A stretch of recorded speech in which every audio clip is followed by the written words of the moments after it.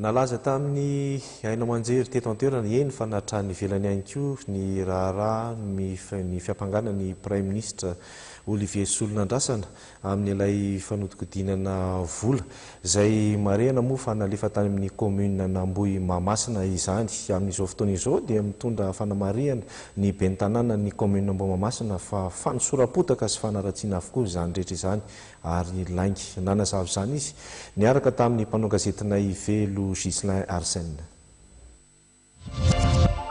Tsy nisy izany fanodikodinam-bola izany raha mikasika iray vola mitetsina enimpolo sy telonjato tapitrisa ariary natao fanampiana manokana na subvention spéciale ho an'ny commune Ambohi Mahamasina. Io no fanazavana no ety ny ben'ny tanàna an'ity commune ity Andriamatoto Tsabo Pierre.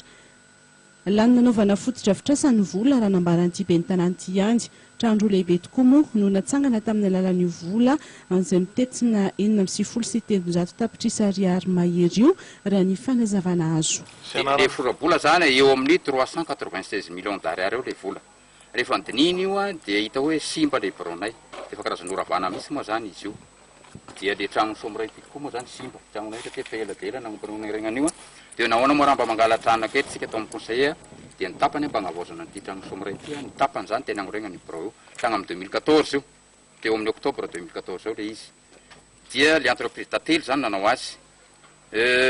Noho ny fahamena moa tamin'izay fotoana izay satria efa tsy misy asana intsony ny commune mba tsara ihany amin'ny ankapobeny mpamasy vola mba magnampy anay fanireny infrastructure isan-karazany dia nihazakazaka ngay fa entreprise anankiray tately zay nanao azy avy any Antananarivo agny izy io dia nanao an'le asa somary tsy vita tamin'ny 2014 io ny fahasarotany asa satria be dia be le zavatra namboarina ny fitaterany entana ny hazo mbola nitadiavina ny entana avy any Antananarivo no entindreo mankaty dia le baliste koa moa zany be dia be ny vao namboarina dia tagny amin'ny 2015 agny hoagny mbo vita le asa faraparany 2015.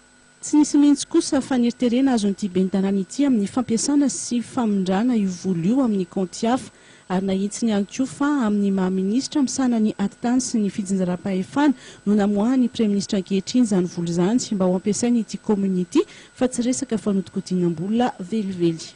Ny zava-nisy dia hoe nafindra tamin'olo tokana izy io hoe nisy olo anankiray manery ny mera fiaro ery io fa maromaro ny commune zany io nafindra aminazy le vola.